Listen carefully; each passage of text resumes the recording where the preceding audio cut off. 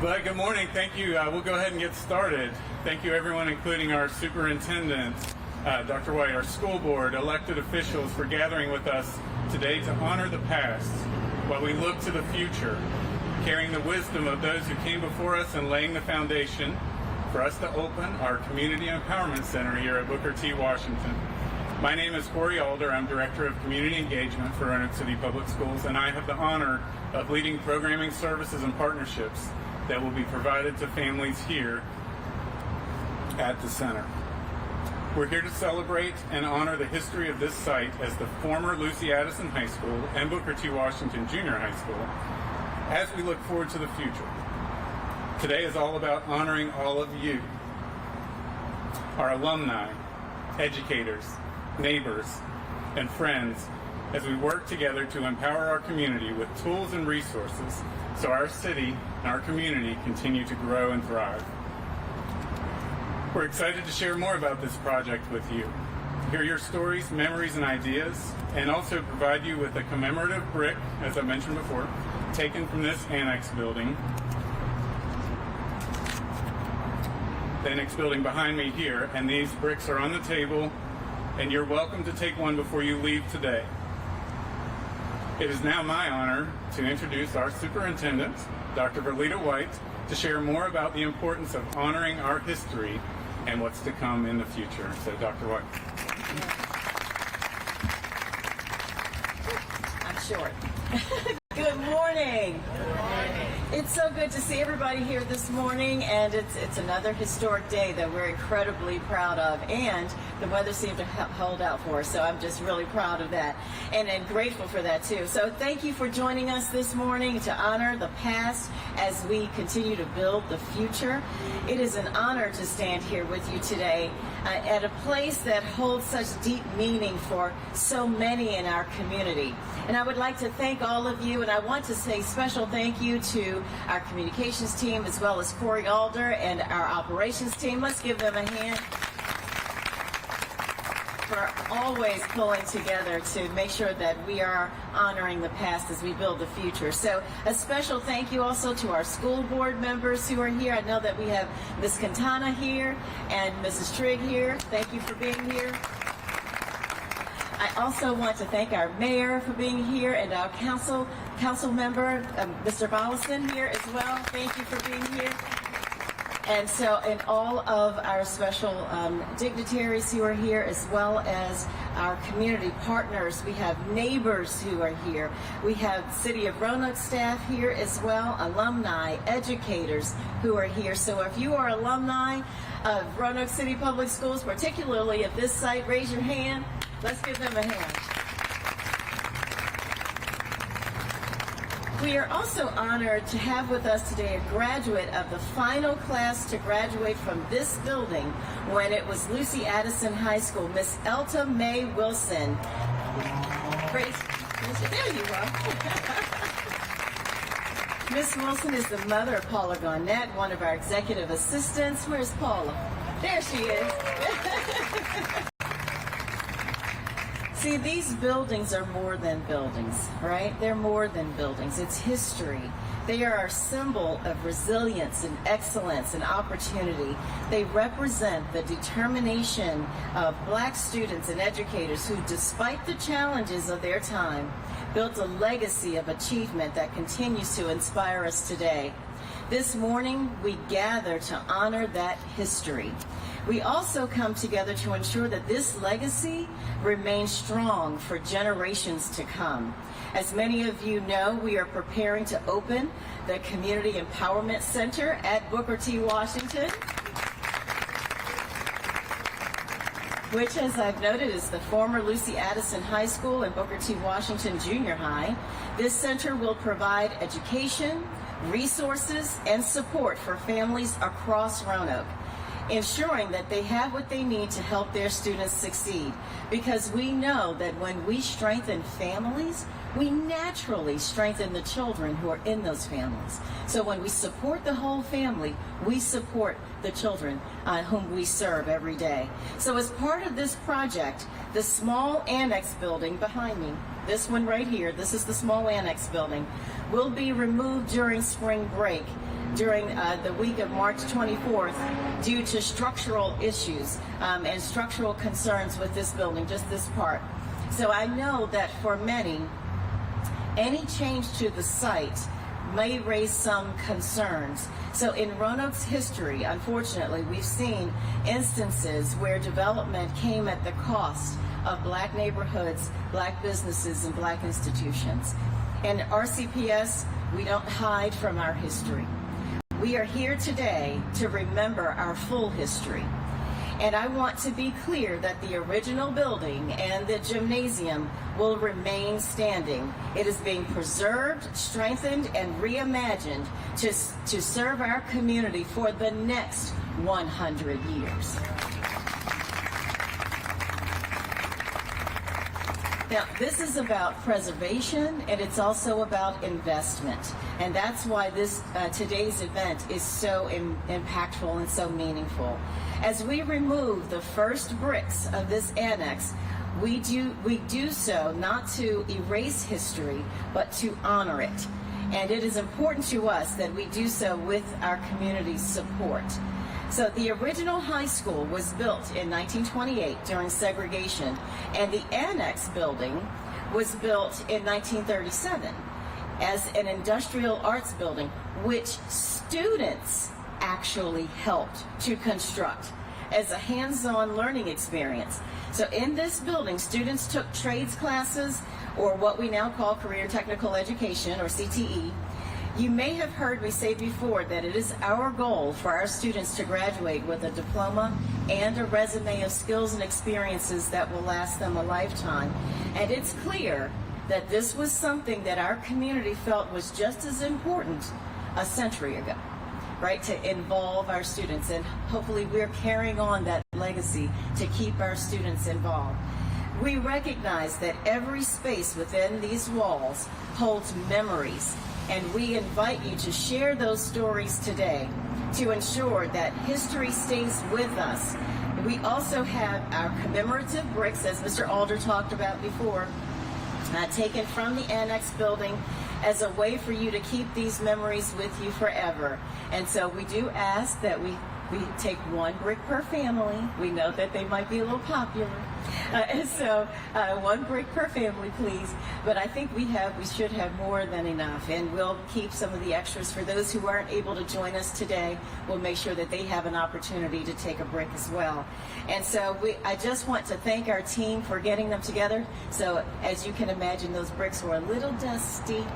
And so I just want to thank Dawn Ware, Susan Moore, Rita Enoch, and the rest for getting those all cleaned up for us and making sure that we were able to have them look pretty for us today too. So they'll be ready for you. So we are honored today to have Jordan Bell with us, who will share more in just a minute about the history of Gainsborough and these buildings and the importance of honoring our past. And first, I would like to share a little bit more about what's to come, just for your information and for your reference. This project began with a simple but powerful question. How can we support our families beyond the classroom, right? So again, school is more than school. School is more than just the ABCs, 1, 2, 3s, which are critically important. That's our primary reason for being. But school is more than school. And so about wrapping that support around our families and around our children, again, strengthens the entire community. The answer is this Community Empowerment Center. It's an extension of our schools that will provide education, resources, and support for our families so that we as families and as a community working together can better support our children.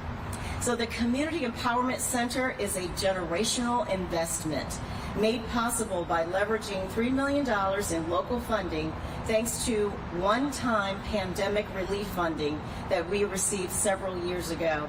This project is the third prong of our Equity in Action plan, following our efforts to double our career technical education capacity with the opening of the Charles W. Day Technical Education Center and centralizing our administrative offices by purchasing the former Roanoke Times building.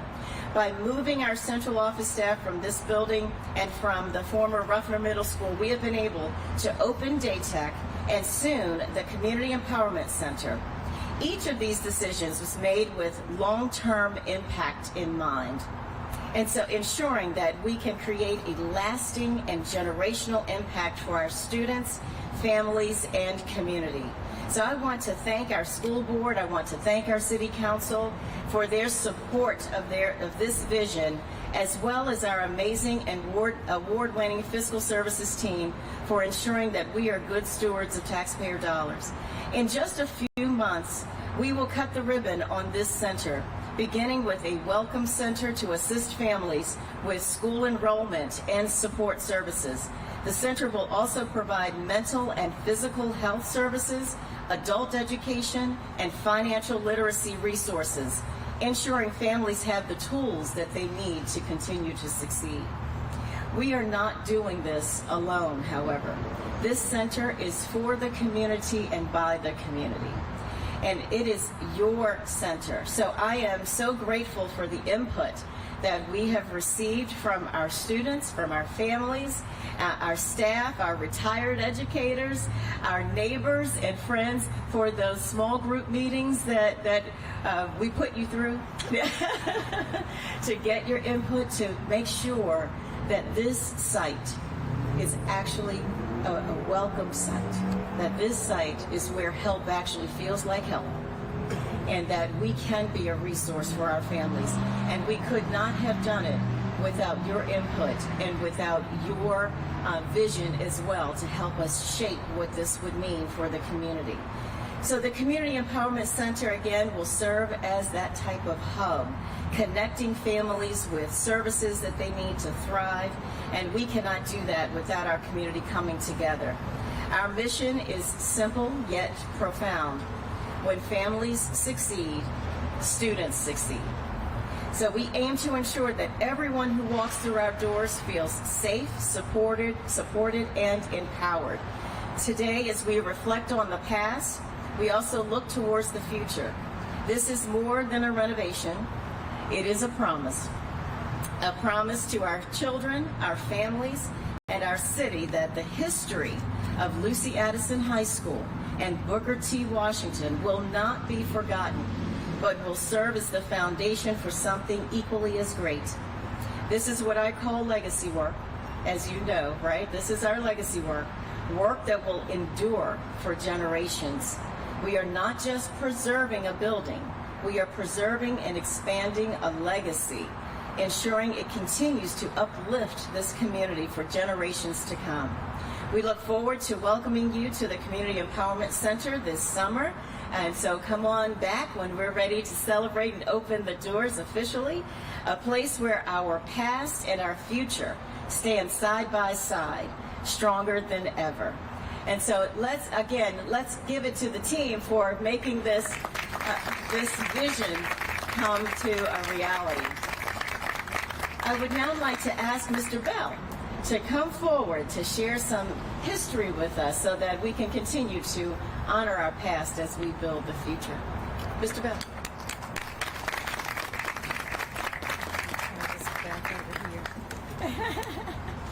That would be for Courtney. There we go. Good morning, everyone. Hope you all are well. Thank you, Dr. White, for having me this morning. And I would like to thank Dr. White and all of the Roanoke City School staff and the school board for always doing the right thing. In years past, we know that has not always been the case, but I always want to encourage Dr. White and her staff are always attempting and trying to do the right thing. So thank you. I have been tasked with giving the brief history of this community. My connection to this building is a family connection. My grandmother graduated in 1950 from this building. Her older sister, who I called Aunt Jack, Jacqueline Bowden, graduated in 1944. And their mother, Robbie Board, was a student of Miss Lucy Addison. And so the connection to this building with my family is the same connection that many people here today have. And this building has been a cornerstone in what this community was and still is and what it can be. When this building was created, this interstate was not here. There were roads that connected Northwest Roanoke to Northeast Roanoke, Northeast Roanoke to Northwest Roanoke. The Gainesboro community was a self-thriving community. Hundreds of businesses, churches, schools, a neighborhood, and a community. And this building was named after two great people from Virginia, Lucy Addison and Booker T. Washington. And Lucy Addison is such an important figure because she started the first high school in the city of Roanoke, which was Harrison High School. And then after her retirement, the city honored her and named this building in her honor, and she was the first private citizen, white or black, man or woman, to have a building named after her in the city of Roanoke.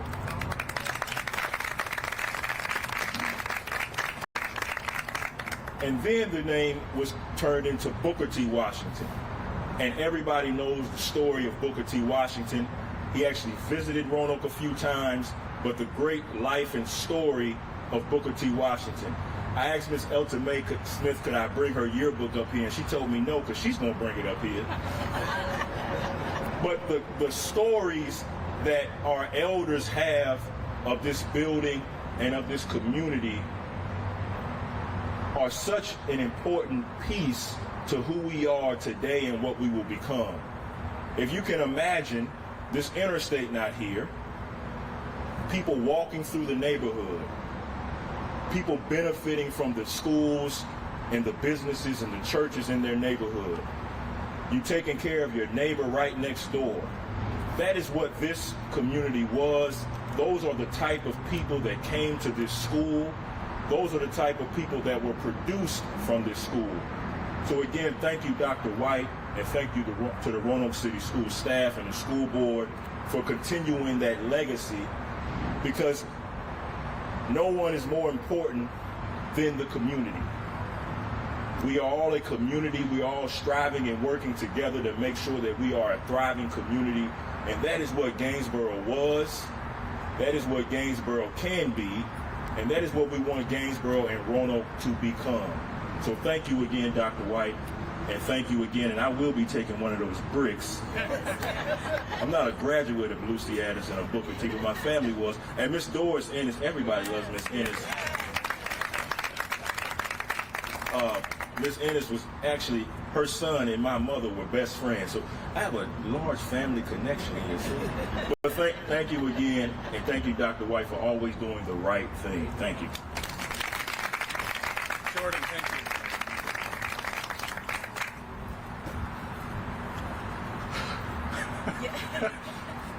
Jordan, thank you again. Let's give him another round of applause. So I've gotten to know some of the stories, and I have to pause and say, Miss Ennis, thank you for always being a mentor to me, and we stand on your shoulders and try to carry this work forward. I've heard lots of stories, but Jordan, I'll ask you and so many others, as we open this center, I need to continue to hear those stories because it gives us all energy. So I just wanted to say thank you for sharing those powerful words. And thank you. We're so lucky to have the opportunity to reflect on the past, and as we remember these stories and carry them to the future. I have my eyes on that yearbook too, man. So I especially want to thank our community members and those who are students and educators here on this campus. It's been a pleasure to hear these stories from folks with a connection to the facility, and I look forward to hearing more stories from some of you who are here today. These are stories of empowerment, and they serve as a reminder that the tremendous work began here long before this project began, with Lucy Addison High School, then the creation of an industrial arts program, and then with the movement of Lucy Addison over to its current location as a middle school. This building became Booker T. Washington Junior High School. Then we had the annex building added in the 60s. And then Lucy Addison became a junior high school, and this building became central office, and Booker T. Washington closed because we had at the time a junior high school. We didn't need two junior high schools side by side. And so with all of this evolution, there were stories of empowerment at each step along the way. and now we hope to carry that tradition with the opening of our Community Empowerment Center. We're building a bridge between the past and future, honoring our history along the way with some special projects that I'd like to share with you. Inside, we'll share a history wall, so sort of a storytelling project inside where we depict various phases of the campus and other significant moments for RCPS in the city of Roanoke. We have a Legacy Voices project where we are lending words of wisdom from those students, educators, and community members to help us share words of wisdom with future students, future educators, and members of the community that visit the center. We've submitted our campus here to enter into a historic registry, and we've also submitted this location to have a historic marker recognizing the contributions of Miss Lucy Addison to our community, as Jordan so eloquently pointed out. And we want to build on that rich community created in part by Miss Lucy Addison by creating this empowerment center here. So examples of what we'll offer here, Dr. White, thank you for mentioning. We have a welcome center. Some of our families have not always had the smoothest introduction to our school system, so we want to expedite that enrollment. If you have children from 2 or 3 different schools, we can enroll them all at one time. We will have workshops for families, family empowerment classes, connections with service providers for physical, mental, behavioral health services, financial empowerment and wellness, our regional adult education programs for GED or ESL or other adult programs, also career readiness services, and much more. So we do look forward to celebrating that with the entire community, and we'll have a ribbon cutting in July. But we can't do this without you.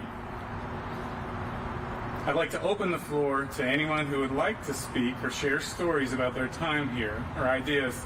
And I'll start by asking some of our school board members in attendance, Ms. Quintana and Ms. Trigg, if either one of you would like to come forward first. Thank you so much.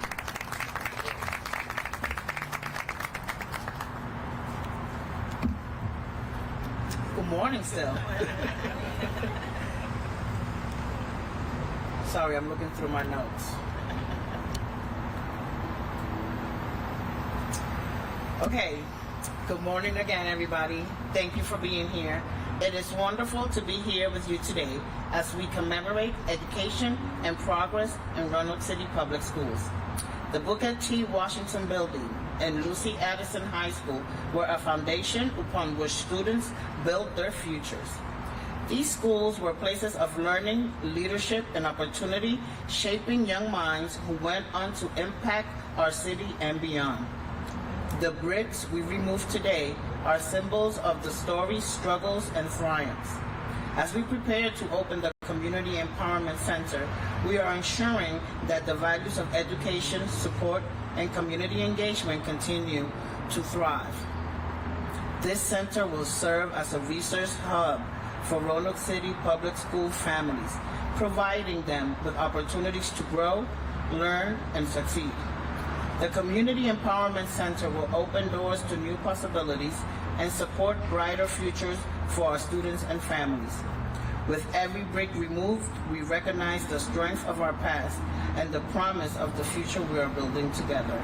Thank you.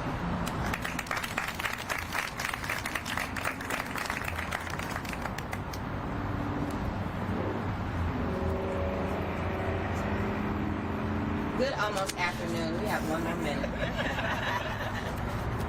I'm Deidre Trigg, one of your school board members. It's an honor to be here today. I have a long legacy of family that was here. Started with Lucy Addison at the Harrison School and at Lucy Addison High School. They've gone on beyond, but I have to do some research and give Jordan some more information in reference to how we're all kind of linked. It is an honor to be here as we celebrate both our history and exciting new chapter for Roanoke City Public Schools and our community. The Booker T. Washington Building and the former Lucy Addison High School are more than just structures. They're symbols of the commitment to education in Roanoke. Students walk these halls building a foundation of knowledge, strength, and perseverance.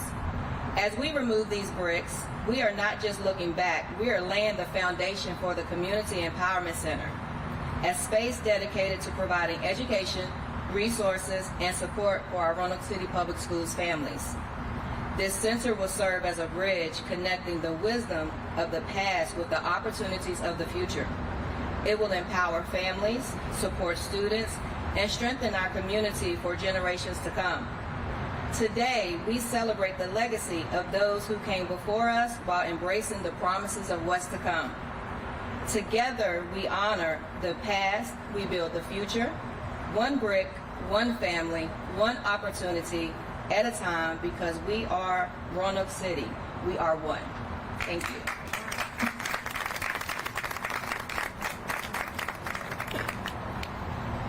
Mayor, I don't want to put you on the spot, but I don't want to open it up to others. I want to offer you a chance to say some words.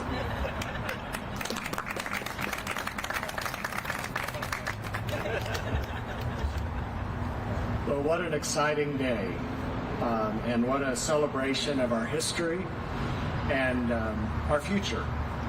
So I've just been looking, because usually when I take in this view, it's from my doctoral work on Old Lake Cemetery, which is on the other side of the interstate. But if you look from here, you can see the trees. I just want you to keep in mind, as we think about Jordan's words about community, the cemetery that now ends there used to extend all the way over. There was a road that was directly behind this building, and the cemetery came all the way to that road. So even in the signs of progress and a thoroughfare, this is also a reminder of what occurred during urban renewal and during the Interstate Act. And all of those things are connected. So it's so critical that we have moments like this, rituals that strengthen our community, because they remind us of our roots, of where we came from, the vibrancy, the vitality of this community, and the stories that we share. It reminds us that we're connected. And now more than ever, I love that in Roanoke, we remember what connects us, and we focus on that, and we celebrate it. So congratulations on this milestone today, and thanks to everyone who is sharing your stories that make all of this even more special.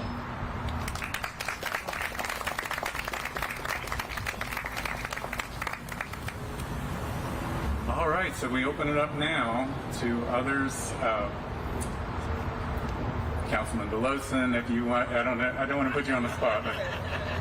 Okay, so with that, we have two microphones. We have the microphone I'm standing at here, if folks want to come up, and then we also have one we can pass through the crowd. But let's see, do we have anyone who would you like to come up and speak? Come on up. Please introduce yourself and just take it away. I get to say good afternoon. My name is Ricardo Stovall. I grew up in Gainesboro, and my uncle was one of the first policemen in Roanoke, Harry Stovall. And my grandfather, which I'm promoting to sanitation engineer, was one of the janitors here at Booker T. I went to Gainesboro Elementary. The last class there, they tore that down, and I was the first class at Lincoln Terrace. And then after Lincoln Terrace, I was here for 3 years, and then I went to Addison. And my mother was Helen Davis. She was a strong advocate for the community. And my aunt, her sister, was Evelyn Bethel.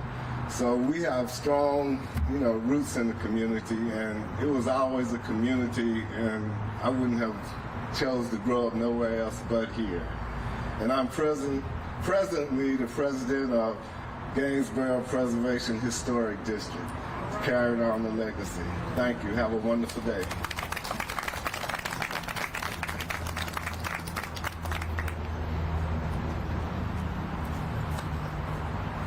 Good evening. My name is Elton May Wilson, and I was a member of the Addison class of 1957.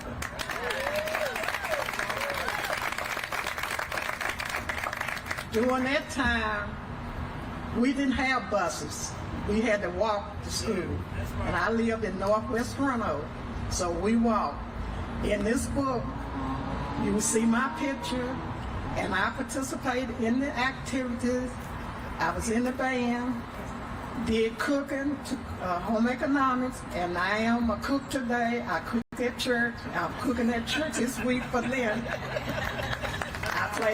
I played basketball, and the things that I learned is not the things that some of the kids are getting today. The parents today are not pushing their children like we would push.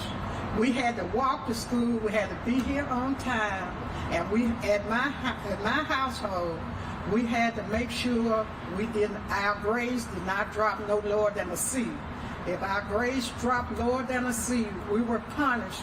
In which, being punished, we could not go to the movie or go out and play with the kids. We had to stay home and study and use our books to learn what we're supposed to learn. So I want to thank you for giving me this opportunity, and if anyone wants to see this book, you're more than welcome to it. Thank you.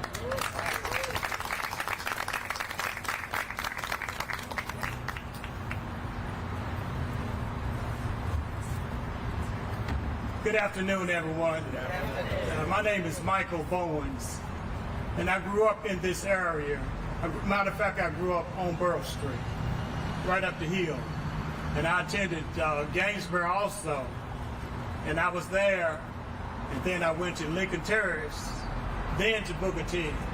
But I can remember this building here, because I took a shop class. I don't even know whether they still call it the 6th period or 7th period. You know, I'm old school, you know. I finished school in 1968. And I think my 6th period was right back in this building. And we did with Mr. Oliver, if anybody, I know that Miss Ennis remembers that. I mean, Miss Ennis taught a lot of us, you know, as and I talk about her a whole lot, of superintendent. I talk about her. 2 people, strong leaders, a strong woman and a teacher. But anyway, as you all were saying, this area here behind us, we wouldn't hear none of this noise right here because there was nothing there. There was no interstate. This was where I took papers at in this area, down towards the Civic Center. But far as this what's going on now, I admit with superintendent, with a lot of the members here, and I appreciate them asking us for information. That means a whole lot. And you know, we talk about, I'm not gonna be long, but we talk about you know, what used to happen. My grandkids, they said, "Daddy, where did you catch the bus at? Papa, where did you catch the bus at?" I said, "With no bus." We walked. I said, I walked from Gainesboro. They said, what was Gainesboro? Then I walked to Lincoln Terrace. I walked down here to the bottom of the hill, which I call the bottom of the hill, because I lived on the top of the hill up there, right across from where the pool was at. And I finished school in 1968. I moved over here in this area in 1950. So I know the area. I tell everybody that I'm from the projects. I don't have no problem. I have no problem at all, because there's a lot of education. A lot of things that happen around us. We would look, and I'm not going to get into that because I'd be tearful if I did. But I think about this building here, and I think about the 6th period there with Mr. Oliver. If nobody knew him. But he was a great man, a brick mason, and he did a lot for our kids too. Also, a lot of trades were made from out of this building right here. I hate to see it go, but things change. It's changing time. Things get better too. So, and I'm gonna just leave it alone because I could go on and on, but I'll just leave it alone.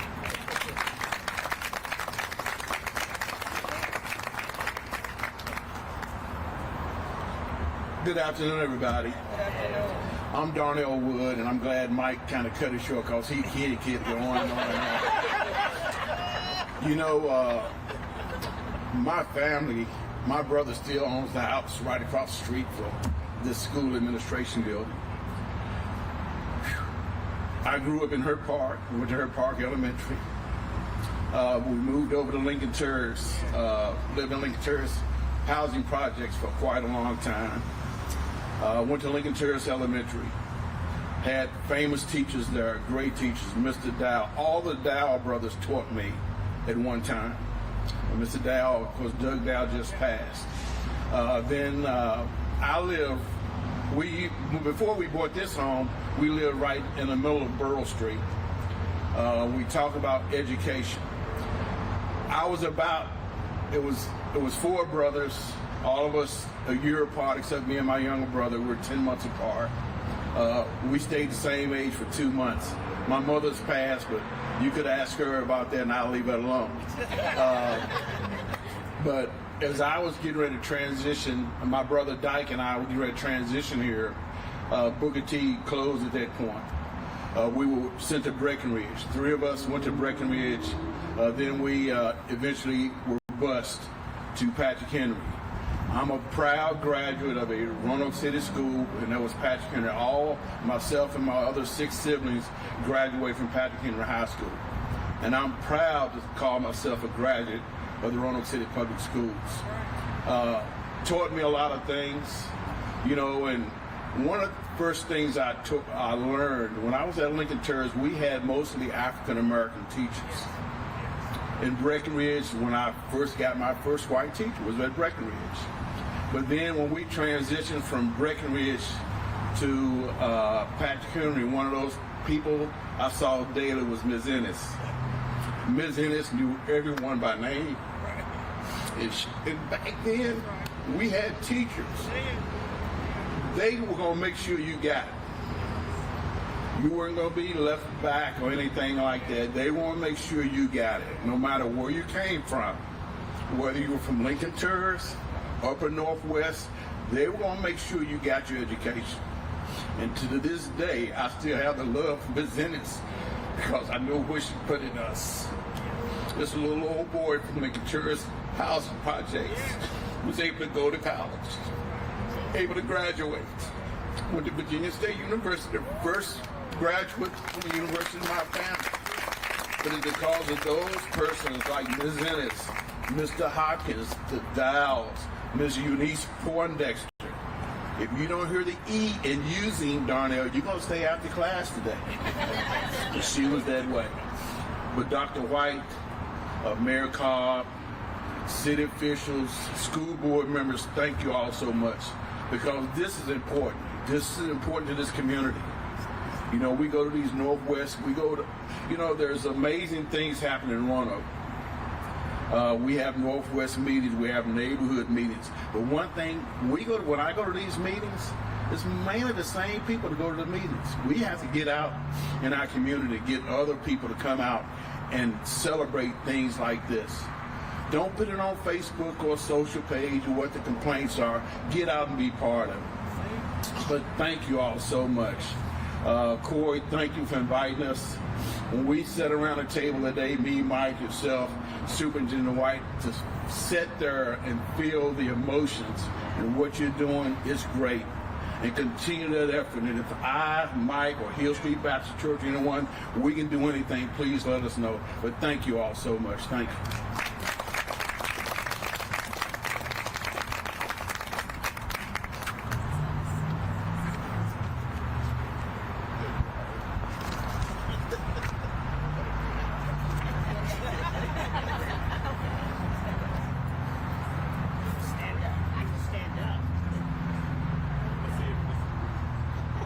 I have to turn it on. But I'm speechless. But this is a wonderful occasion. I can see that yearbook. It is wonderful. I'd like to thank Dr. White for this idea of, of making this a community project, first of all. Because, schools serve the purpose. They serve the community. And now it will still serve the community, as well as I've said before, continue to be a monument to all the heroes and unsung heroes who passed through those doors. And Dyke and all of you, you bring tears and warm my heart, because I was on a mission when I came to Roanoke in 1962 to teach. And I remember my mother said to me, and my husband's from PQ, and she said, now I know you're strong, you're boss, and you like to take the lead, but you're going to Hugh's home, and you listen to him and follow him. and you, first of all, you join the church where he's joined, and you get to know the people that he knows. And I followed his lead, and I got to know some of the finest people in Roanoke, and I didn't want to leave. He had job offers back, but I said, no, we're going to stay in Roanoke, because this is where my passion and my heart was. I loved my students, and I wanted to make sure that I imparted everything I had in me to them so they could reach success. And I'm like, I could go on and on, Mr. Bowman, but I better quit now. But I want to thank all of you, and I want to thank the whole staff. And I'd be remiss if I didn't recognize my mentor here. I mentored Archie Freeman, but you know, that was 20-some years ago. I said, Archie, I mentored you, but looks like now you've become my caretaker. But I recognized him some of the same attributes and character that I recognized in all of my students. My students were, but they had a lot of self-worth. They had a lot of self-esteem, and they persevered, and that's what I loved about them. And it was up to us as teachers to bring that out in them and make them feel welcome, make them feel they wanted to be somebody, and that's what they did. So again, thank you, Corey, for allowing me to have these short words. Okay, thank you.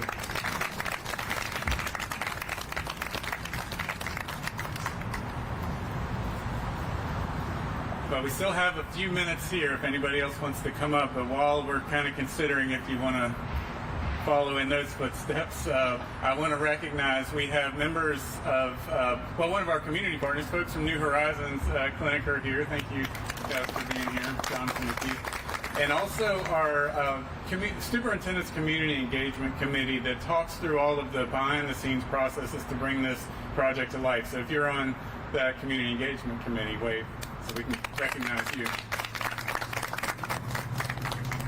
Wow. Anybody else have a story to share? If you don't, it's fine. We'll be hanging around here. We still have refreshments. Don't forget the bricks, and don't forget that. Let's take it easy on the yearbook. That thing's been around a few years. But if you don't want to share a story up here, stand around and share stories, and we'll always be here to learn and listen from you as well. Oh, and yes, Dr. White, thank you. We need a group photo of pretty much everyone here that's seated, and I think this will be something that we'll be proud of for years to come. So, I don't know, Claire Mitzel, can you help be kind of the person that orchestrates a photo here? And thanks to all the RCPS staff here that's out here as well. Thank you, guys.